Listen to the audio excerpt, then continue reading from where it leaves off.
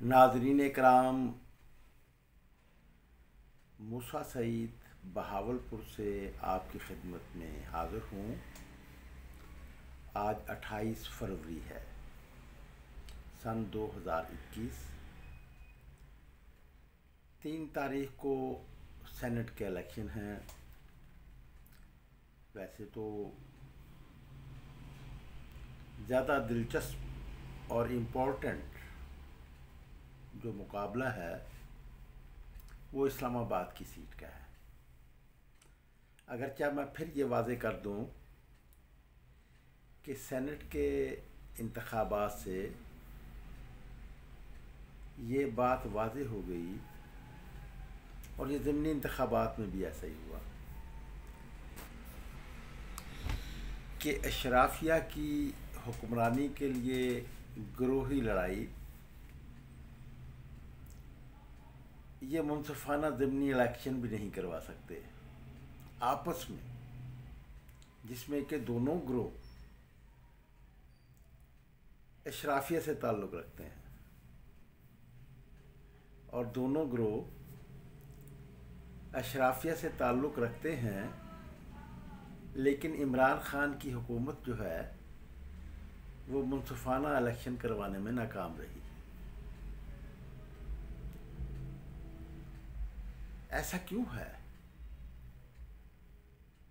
ये एक सोचने की बात है कि आपस में एक ही क्लास के उम्मीदवार हैं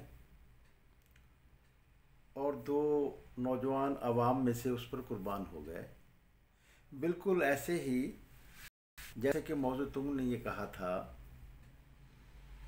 कि तारीख़ का सफ़र जो है, तारीख़ का सफ़र इंसान एक लम्हे में हज़ारों सालों का सफ़र मुकम्मल कर लेता है। एक जुस्त छलांग यानी इतनी ज़बरदस्त लगाता है कि वो हज़ारों सालों का। तो उसके लिए वो मिसाल देता है कि एक नौजवान लोहार नस्ल दर नस्ल अपने सरदार की सिपाह के लिए तलवारें तैयार करता है, उसके पेशे से वाबस्ता। और वो नौजवान जो नस्ल दर नस्ल इस पेशे से वाबस्ता तलवारें बना कर देता है, लेकिन कोई नहीं सीखता कि तलवार चलानी हम भी सीख लें। तो वो तलवार चलाना, वो नौजवान जो है, वो नौजवान लोहार वो सोचता है कि मैं भी तलवार सीखूं।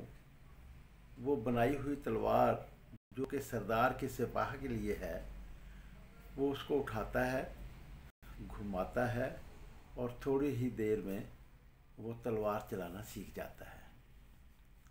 तो मौजू तुम का ये कहना था कि हम गरीब लोग आवाम यही काम करते चले आए हैं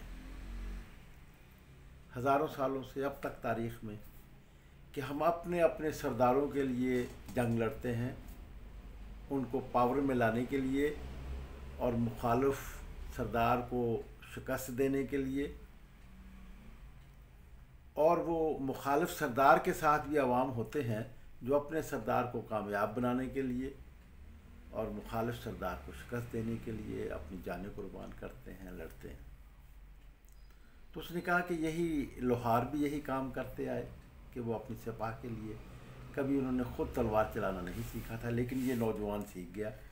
तो उसने कहा कि बस यही बात अवाम की है कि हज़ारों सालों का सफ़र जब अवाम एक लम्हे में तय करते हैं तो वो लम्हा यही होता है।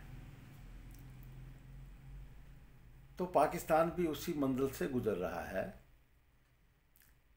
कि वैसे तो अंग्रेज़ों के ज़माने से भी, और उसके बाद फिर ये 74 साल हो गए, अंग्रेज़ों के ही पैदा करदा जो एलीट क्लास थी वो आज भी हम पे हुक्मरानी कर रही है।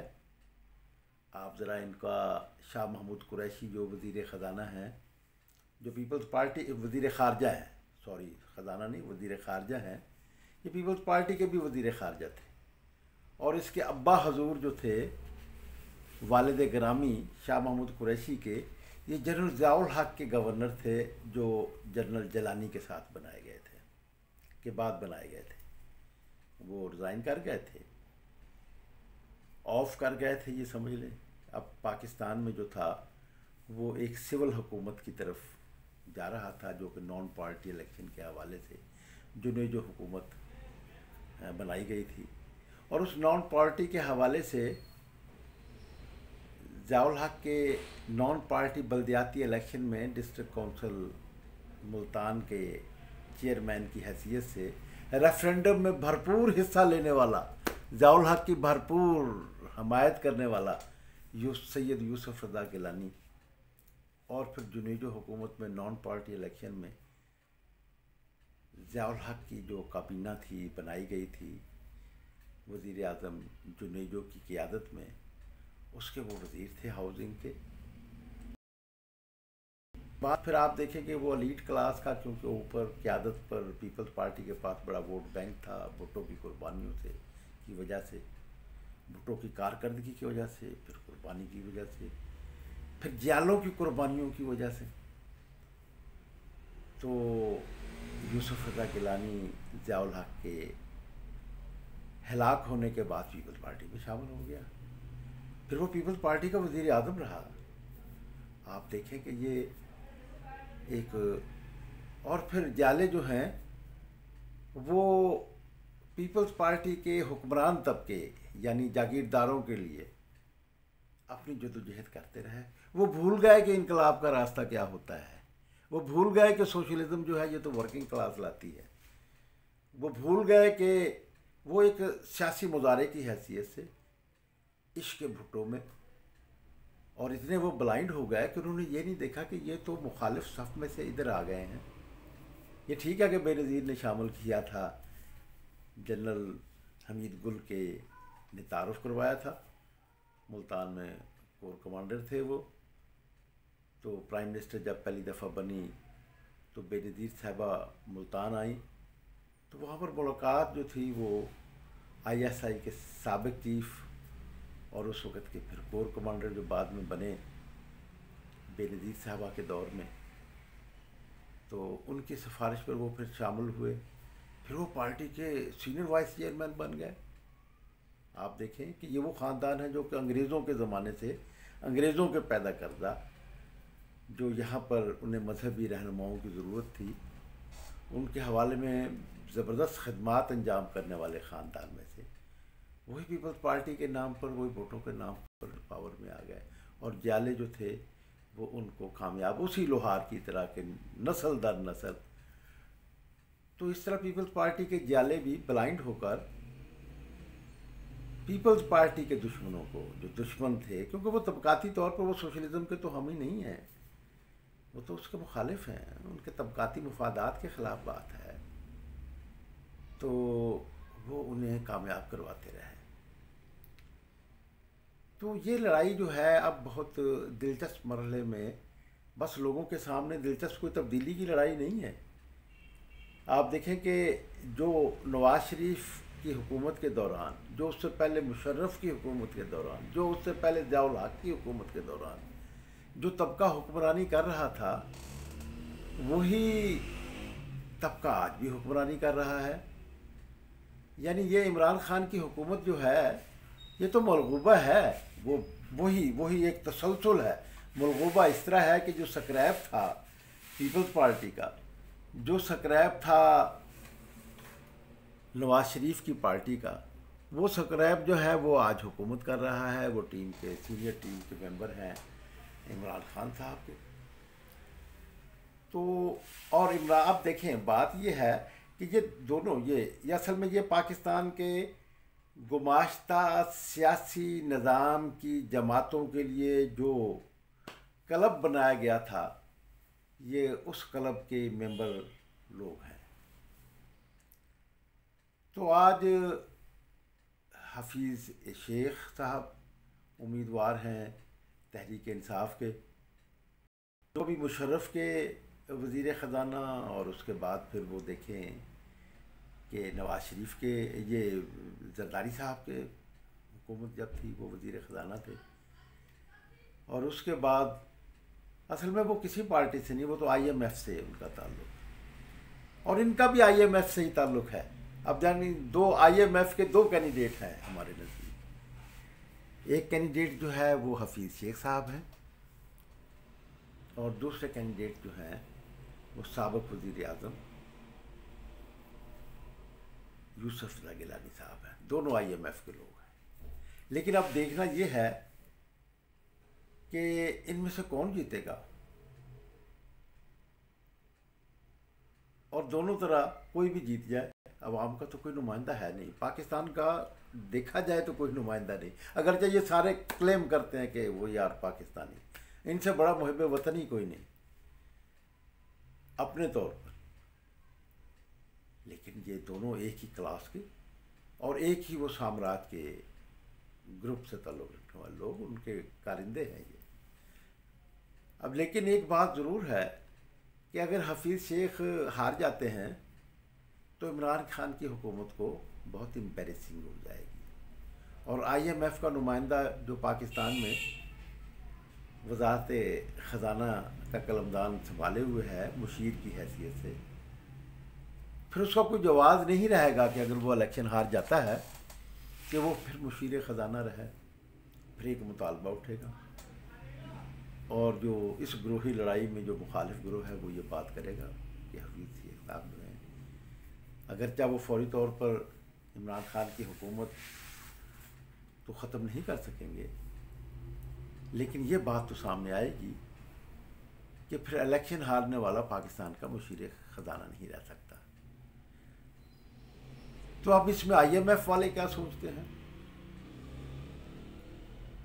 کہ وہ کیا، کیونکہ نمائندے دونوں ہیں، یوسف رضا گیلانی بھی، اور بہت ممکن ہے، میں یہ اب آپ کو یقین سے کہتا ہوں کہ جس طرح صدر جنرل پرویز مشرف نے IMF کے نمائندے نواز شریف کا تختہ الٹا تھا، لیکن IMF مینز امریکہ، لیکن ان کی مرضی کے بغیر، لیکن انہوں نے سب سے پہلے آتے ہی امریکیوں کو یہ یقین دلایا آپ کا آدمی ہوں اور نواز شریف سے زیادہ خدمات انجام دوں گا، اور پھر دی. اس میں کوئی شک کی بات بھی نہیں، اور پھر انہوں نے بھی اسے ایکسیپٹ کر لیا تھا. تو اسی حوالے سے یہ بات میں یہ کہنا چاہوں گا کہ یوسف رضا گیلانی، جو کہ انہوں نے نہ بھی کہا ہو لیکن زرداری صاحب نے تو ان کو یقین دلایا ہوگا، اور ان کو معلوم ہے کہ زرداری ہمارا آدمی ہے. تو اس حوالے سے کہ اگر وہاں پر یہ اپروول حاصل کرنے میں کامیاب ہو گئے تو پھر تو یوسف رضا گیلانی کی کامیابی کے چانسز ہوں گے. لیکن اگر وہاں پر وہ اپروول نہیں لے سکے تو پھر یہ کہا جا سکتا ہے کہ حفیظ شیخ کی کامیابی کے امکانات زیادہ ہوں گے. اگرچہ حفیظ شیخ نے پاکستان کے لوگوں کو زخمی بہت کیا ہے، IMF میں بہت خدمت کی ہے، لیکن خدمت تو یوسف رضا گیلانی نے بھی اپنے دور میں بہت کی تھی IMF کی. ایک ہی لوگ ہیں. لیکن بات تو یہ ہے کہ عوام کو یہ سوچنا ہوگا. ہم خواہ کے ایسے ہی انٹرسٹڈ ہو جاتے ہیں، شرطیں لگا رہے ہوتے ہیں اور پرجوش ہو جاتے ہیں. مجھے یہ جو بائی الیکشن ہوا سیالکوٹ میں، تو اس میں دو عوام کے نوجوانوں کے ہلاک ہونے کا، قتل ہونے کا، یہ سے ٹھیک ہے کہ دونوں پارٹیاں گروہی لڑائی لڑنے والی اشرافیہ جو ہے وہ دونوں اس کو شہید قرار دے رہی ہیں، دیں گی. لیکن ایک بات یہ دیکھیں کہ سرمایہ داروں کی گروہی لڑائی میں، اب آپ دیکھیں کہ یہ الیکشن، اس کے بارے میں کارل مارکس نے بالکل ٹھیک کہا تھا جو کہ آج عمران خان صاحب نے کہا. اصل میں بات یہ ہے کہ یہ تاریخ میں ایسے ادوار بہت آتے ہیں کہ جب کہ آپس کی کنٹراڈکشن گروہی لڑائی میں جو ہوتی ہے تو پھر اس میں ایک دوسرے کو شکست دینے کے لیے اور خود فتح حاصل کرنے کے لیے پھر حقائق سامنے لائے جاتے ہیں. تو پاکستان بھی اسی دور سے گزر رہا ہے کہ آپس کی اس لڑائی میں عمران خان صاحب نے اپنے مخالفوں کو بالکل صحیح بتایا. یہ جو کرپشن کے الزامات ایک دوسرے پر یہ لگاتے ہیں، اس سے پہلے آپ دیکھیں کہ گروہی لڑائی جو تھی وہ نواز شریف اور آصف علی زرداری میں تھی. دو گروہ تھے، دونوں گروہ ایک دوسرے کے گریبان کھینچ رہے تھے اور بتا رہے تھے. اب آپ دیکھیں کہ یہ تو بہت کمال ہے کہ عوام میں یہ بات آ گئی کہ ہمیں یہ جو انٹرنیٹ کی جو نعمت ملی ہے اور سوشل میڈیا کے حوالے سے جو بات سامنے آئی ہے، تو وہ یہ تمام باتیں آپ دیکھیں. یہ عمران خان کی ضرورت ہے کہ نواز شریف کے جو خلاف تقریریں ہیں زرداری کے کرپشن کے الزامات کی، اور جو آصف علی زرداری کے کرپشن کے الزامات کی جو گروہی لڑائی میں نواز شریف کے بارے میں ہیں، وہ آج عوام میں بار بار دکھائی جا رہی ہیں. یہ عمران خان کی ضرورت ہے. جبکہ عمران خان بھی ویسا ہی ہے کہ اب وہ دونوں گروہ آپس میں اکٹھے ہو گئے ہیں، نواز شریف اور آصف علی زرداری. اور اس طرف جو ہے وہ پنجاب کا سب سے بڑا ڈاکو پرویز الہی کو قرار دینے والا، اور پرویز الہی کے ساتھ مل کر وہ جو ہے وہ حکمرانی کر رہا ہے عمران خان. تو عمران خان کی ٹیم بھی تو وہی، جیسا کہ میں نے یہ کہا کہ عمران خان کی حکومت کا 60% حصہ بلکہ 80% حصہ جو ہے وہ پاکستان پیپلز پارٹی اور وہ پاکستان مسلم لیگ نون اور پاکستان مسلم لیگ کاف، ان کے سکریپس پر چل رہا ہے. تو یہ تو وہ تسلسل ہے. لیکن اب گروہی لڑائی میں، پہلے گروہی لڑائی نواز شریف اور آصف علی زرداری کی تھی، اب اس گروہی لڑائی میں ایک تیسرا گروہ بھی پیدا ہوا ہے. تو اس جب دو کی گروہی لڑائی تھی تو ان کے سامنے بہت سے حقائق آئے. یہ دوسری بات ہے کہ ان کے کنٹرول کے جو سسٹم ہے اس میں ان کو کوئی سزا نہ ہو سکے، تو اس کے بارے میں وہ جو کہ کسی طے شدہ مقتدر قوتوں کے ساتھ کوئی ڈیل کا کوئی نتیجہ ہوتا ہے، تو وہ اس میں پھر کہہ سکے کہ دیکھیں ہم پہ ایک کرپشن ثابت نہیں ہو سکتا. لیکن بات تو ایک سیدھی سیدھی ہے کہ اس میں کوئی شک و شبے کی گنجائش نہیں کہ یہ تینوں گروہ بہت کرپٹ ہیں. اب عمران خان صاحب کے اپنے دور میں ہی دیکھ لیجئے کتنے سکینڈلز آئے ہیں، اگرچہ وہ کہتے ہیں سینے پر ہاتھ مار کر کہ ہمارا کوئی سکینڈل نہیں ہے. حالانکہ میگا کرپشن جو کہ اتنی ہی بڑی کرپشن، اب آپ دیکھیں کہ لیگل کرپشن اور انلیگل کرپشن دونوں کرپشنیں جاری ہیں. لیگل کرپشن میں تو لیگل کرپشن، اب آپ سوچیں گے مجھ سے کہ کیا کرپشن بھی لیگل ہوتی ہے؟ جی ہاں ہوتی ہے لیگل کرپشن بھی. یہ لیگل کرپشن نہیں کہ آپ مخصوص کمپنیوں کو جو ہے آپ کالے دھن کو ایمنسٹی دے کر انہیں وہ کر دیں، کلیئر کر دیں، جبکہ آپ تو بہت سختی سے کہتے تھے کہ ایسا نہیں ہونے دیں گے. اس کے بعد پھر آپ جو ہے وہ گیس معاف کر دیں جو کہ استعمال کیا سرمایہ دار کمپنی، ان کے بل واپس کر دیں، معاف کر دیں. 1 خرب اور کچھ ارب روپے کی کہانی ہے یہ، آپ نے معاف کر دیا ان کو، جبکہ کسی بیوہ کا، کسی مزدور کا، کسی غریب کا ان پہ تو آپ نے کبھی وہ نہیں کیا. یہ لیگل کرپشن ہی تو ہے کہ آپ ٹیکسوں کے اس میں اضافہ کر دیں جو کہ عوام سے وصول کیے جاتے ہیں، پیٹرول اور گیس کی قیمتوں میں اضافہ کر دیں. تو یہ ایک چلانے کے لیے آپ تو کہتے تھے کہ ہم کرپشن کے پیسے واپس لائیں گے، تو آپ کی تو پیسے لانے میں -0 کارکردگی ہے. تو یہ تو ایک بات، ایک حقیقت ہے، سچی ہے کہ احتساب تو ایگریوڈ پارٹی کیا کرتی ہے. اور ایگریوڈ پارٹی کون ہے؟ جن کو لوٹا جاتا ہے، اور لوٹیجنے والے لوگ کون ہیں؟ وہ عوام ہے. اور عوام کب طاقتور ہوں گے؟ عوام کو تو بہت کمزور بنا دیا جاتا ہے مولویوں کے ذریعے، فرقہ بندی پھیلا کر، زبان کے نام پر، تقسیم در تقسیم کے عمل سے پھر کمزور بنا دیا جاتا ہے सोशल मीडिया पर अपनी टीमों के ज़रिए और फिर उन ग्रुपों के ज़रिए जो कि अब आप देखें वो दो लड़कियां सोशल मीडिया की जीनत बनी हुई हैं, वो हरीम शाह और ये दूसरी, वो उनको दिखाया इसलिए जाता है, वो खुद नहीं है, खुद उनके पीछे बाकायदा एक पुशिंग फोर्स है जो उनको आगे लाती है, और वो इस किस्म की बातें करती हैं कि लोगों की तवज्जो उस तरफ हो जाए। और हमारे डिग्री याफ्ता, तालीम याफ्ता नौजवान तक ये ना सोचें कि उनको मुलाजमतें क्यों नहीं मिल रही। बेइंसाफ़ी का शिकार आवाम ना सोचें, महंगाई का शिकार आवाम ना सोचें, और वो हुक्मरानी करते चले जाएं। तो नाज़रीन करम, ये एक दंगल हो रहा है। इस दंगल में कौन जीतेगा?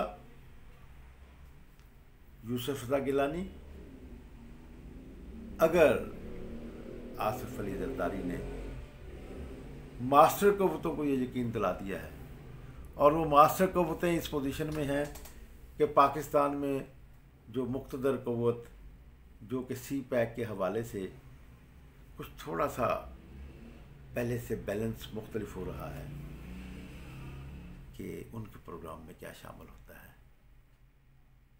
तो ये मुकदमात, ये सब बातें, ये एक मुक़्तदर क़ुव्वतों की, ग्रोही लड़ाई लड़ने वालों की अपनी ज़रूरतें होती हैं, उसके मुताबिक लड़ती हैं, और उसके मुताबिक वो कभी डील कर लेती हैं, कभी डील को रिजेक्ट कर देती हैं, कभी चाहती हैं तो नवाज शरीफ को बाहर भिजवा देती हैं, और कभी चाहती हैं तो उसमें छोटी मोटी अड़ियलपन ज़रूर करते हैं इमरान खान साहब, लेकिन वो फिर उन्हें वो घेर घार कर वो उस तरफ ले आते हैं।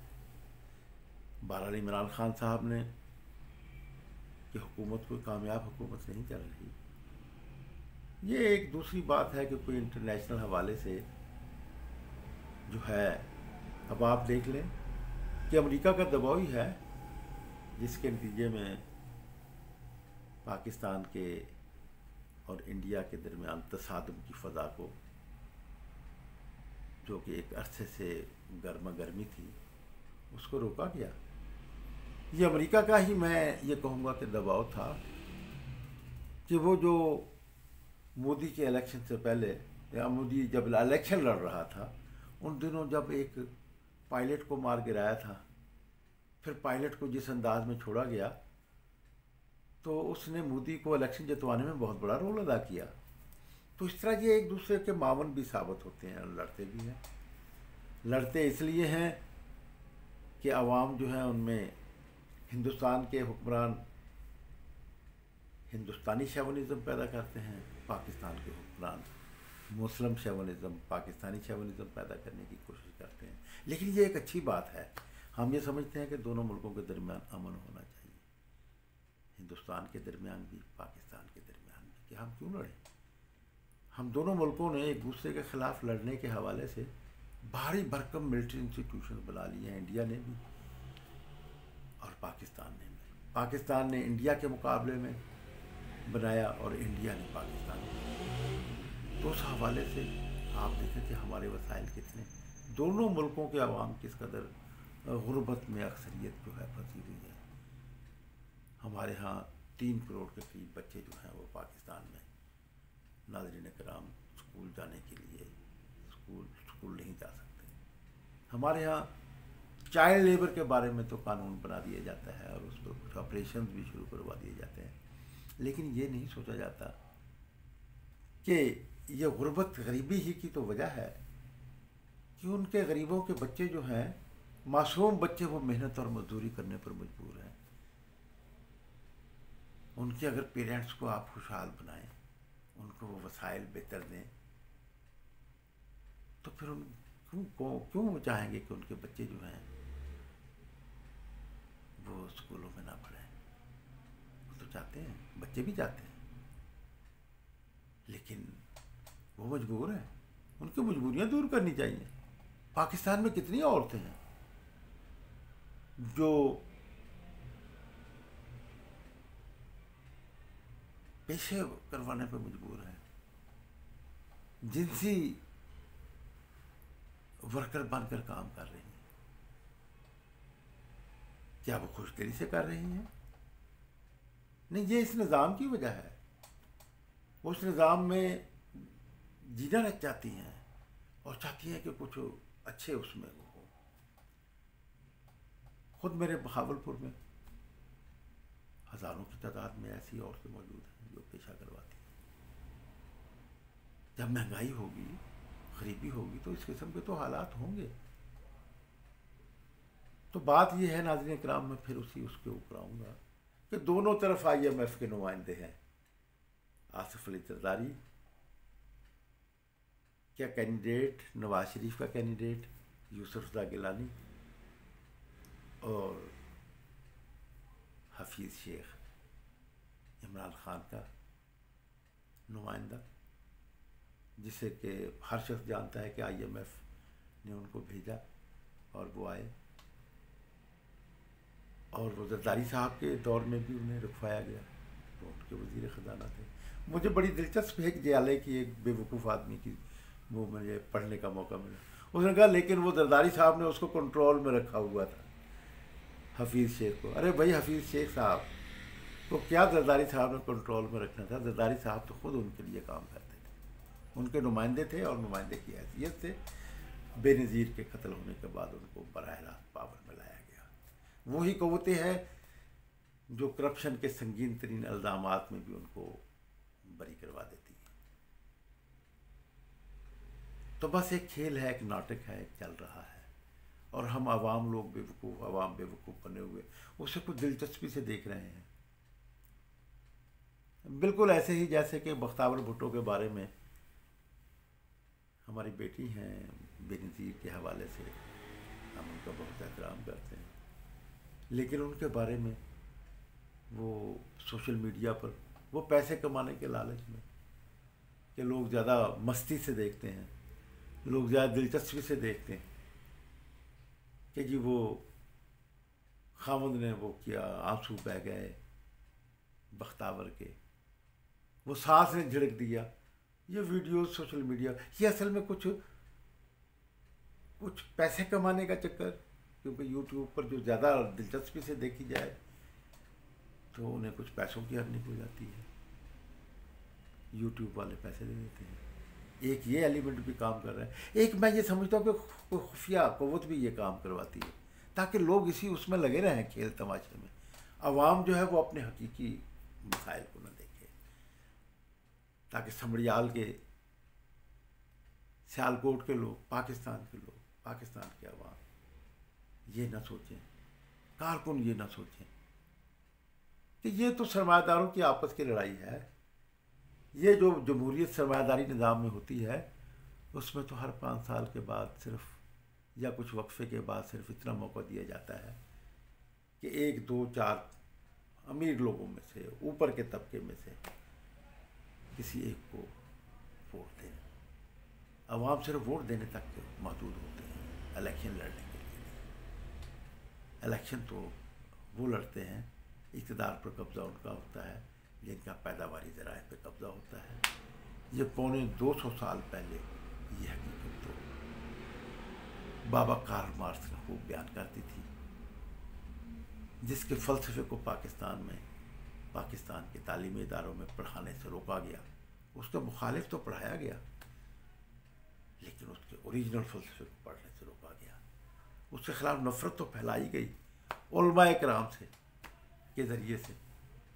آپ دیکھیں کہ مطلب شہزادہ محمد نے بھی گواہی دے دی، شہادت دے دی. کیوں دے دی یہ ایک علیحدہ کوشچن ہے، اس پر کبھی پھر میں آپ کی خدمت میں اپنے خیالات کا اظہار کروں گا کہ شہزادہ محمد جو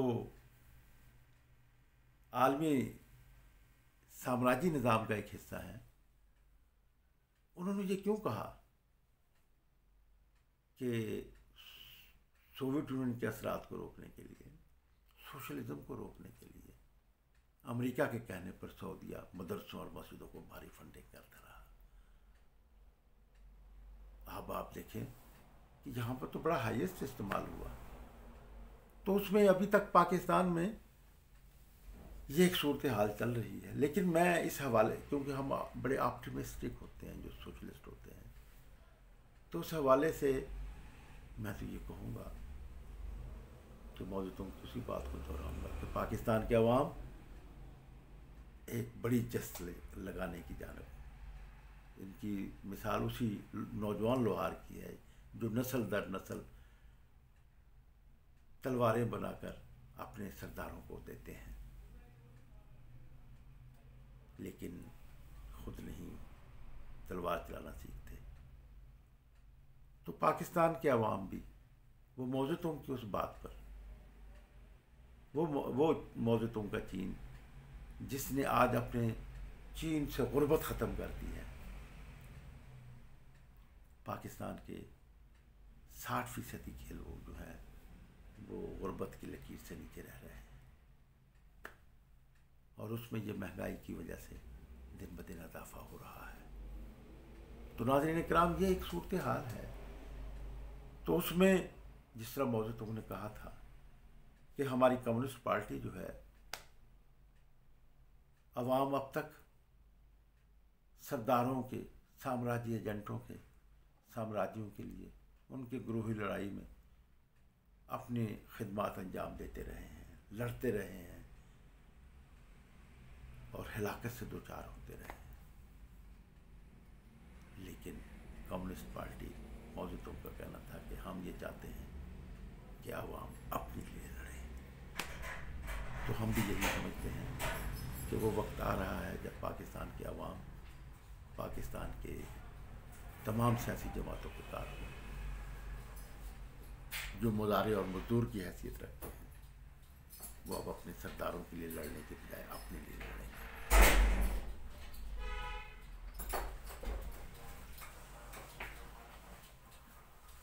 میں آپ سے اجازت چاہوں.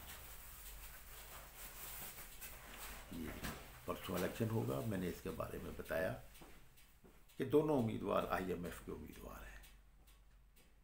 ایک تو بہت خاندانی تشخص رکھتے ہیں، ان کا خاندان انگریزوں کا بڑا وفادار اور بڑا اعلیٰ کار خاندان تھا. پھر وہ ضیاء الحق کے ساتھ بھی رہے، پھر زرداری کے زمانے میں وہ وزیر اعظم بنائے گئے. تو وہ بھی اسی پاکستان میں جو گماشتہ کلب ہے اسی کے سینئر ممبر ہیں. اور حفیظ شیخ صاحب، وہ تو آپ سب، بس یہ ہے کہ یوسف رضا گیلانی پر ابھی اس کی حقیقتیں بہت سے لوگوں کو عیاں نہیں، لیکن ہم لوگوں پر تو عیاں ہیں. ہم تو سمجھتے ہیں کہ یہ دونوں ایک ہی جیسے ہیں. اب وہ اس میں اگر حفیظ شیخ، پھر میں اس بات کو دہراؤں گا، اگر حفیظ شیخ صاحب الیکشن ہار گئے تو پھر خاصی مشکل پیش آئے گی عمران خان کو حکومت دلانے میں. لیکن ایک ساتھ ہی بات یہ ہوگی کہ IMF کا ڈائریکٹ نمائندہ ہار جائے گا، اور پھر وہ ہارا ہوا نمائندہ پھر مشیر رہنے کے قابل نہیں رہے گا. تو پھر وہ IMF چلے جائیں گے، جا کر وہاں پہ ملازمت شروع کر دیں گے. تو لیکن اس حوالے سے یہ بات خاصی اہم ہے کہ کیا وہ قوتیں، مقتدر قوتیں کیا چاہیں گی، کیا وہ الاؤ کر دیں گی. باقی عمران خان نے تو یہ ٹھیک بات کی، بے نقاب کیا، لیکن 3 سال بعد کیا. 3 سال پہلے جو سینٹ کے الیکشن ہوئے تھے اس میں عمران خان کو وہ کامیابی نہیں حاصل ہو سکی تھی سینٹ میں جو کہ وہ توقع رکھتا تھا، اسی لیے تو چیخ پڑا. تو اس میں وہ پھر انہوں نے الزام لگایا کہ زرداری نے کیسے خرید لیا، یہاں پر تو پیسے چلتے ہیں، اس کی ویڈیوز بھی سامنے آئی. لیکن پاکستان کا نظام گروہی لڑائی میں بھی اتنا بانج ہے، عوام کھلے آنکھوں سے دیکھ رہے ہیں کہ سینٹ کے الیکشن میں جو ویڈیو جاری کی گئی، اب آپ سن رہے ہیں کہ اس پر کوئی آپ کے الیکشن کمیشن آف پاکستان نے کوئی نوٹس لیا. اب یہ تو ہم دیکھیں کہ سو ووٹو سپریم کورٹ بھی لے سکتی ہیں، لیکن میں یہ سمجھتا ہوں کہ ان کے بھی کچھ مشکلات ہیں کہ ایسا کرنا کوئی اتنا آسان نہیں ہوتا. تو لیکن اب آپ دیکھیں کہ اتنی باقی یہ بات وہ کرپشن وہ تو ان 200 سال پہلے کارل مارکس نے بالکل سچ کہا تھا کہ سرمایہ داری نظام میں یہ جو پارلیمنٹیں ہوتی ہیں، یہ جو ایوان ہوتے ہیں جن کو ایوان نمائندگان کہتے ہیں، یہ در حقیقت اوپر کے طبقے کی کعبہ خانے ہوتے ہیں. یہ جہاں پر بیٹھ کر یہ آپس میں ایسے معاملات طے کرتے ہیں کہ عوام کو کیسے لوٹا جا سکتا ہے. بتایا تھا تو وہی بات تو عمران خان صاحب نے کہہ دی ہے. لیکن عمران خان صاحب اور ہم میں ایک فرق ہے. ہم جو نیا نظام لانے کے لیے جو فلسفہ اور پروگرام رکھتے ہیں، وہ پروگرام جو ہے وہ تو عوام کی طبقاتی جدوجہد کے ذریعے سے پاکستان میں جاری گماشتہ طبقاتی نظام کو ختم کیا جا سکتا ہے. وہ تو عوام کو حکمران بنانا ہوتا ہے. ہم تو کہتے ہیں کہ تمام سیاسی پارٹیوں کے کارکن جو ہیں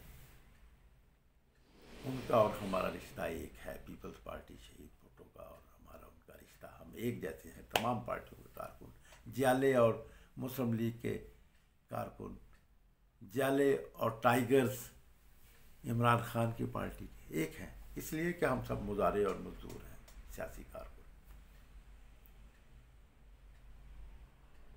تو جب تک سیاسی کارکن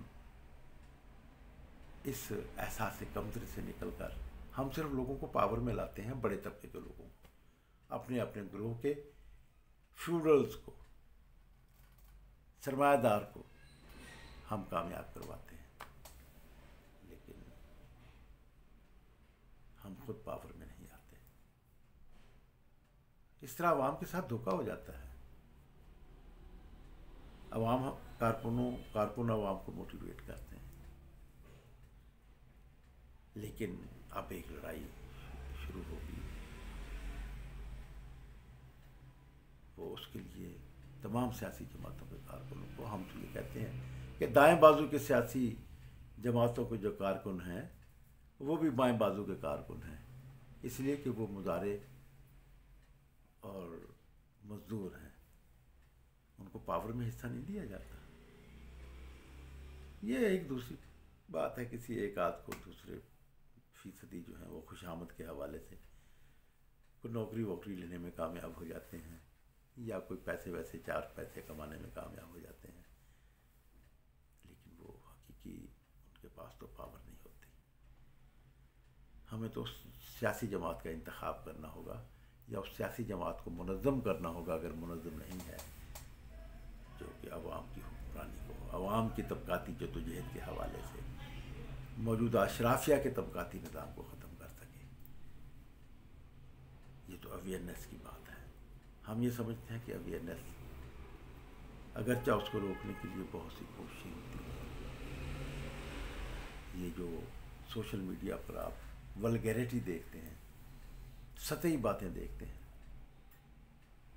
تو وہ اسی بات کا شاخسانہ ہے کہ وہ اسی سازش کا حصہ ہوتی ہیں کہ عوام کی توجہ کو ہٹایا جائے. ناظرین کرام، میں آپ سے اجازت چاہوں گا اس گزارش کے ساتھ کہ میرے احساسات، میرے خیالات سے اگر آپ کو اتفاق ہو تو پھر آپ پر یہ فرض بنتا ہے کہ آپ اسے اپنے ساتھیوں میں شیئر کریں، آگے پھیلائیں، چراغ سے چراغ جلائیں، لوگوں میں سوچنے کا عمل شروع ہو. مجھے آپ کے فیڈ بیک کی بھی ضرورت ہے اور انکریجمنٹ کی بھی ضرورت ہے. میں آپ میں سے ہوں.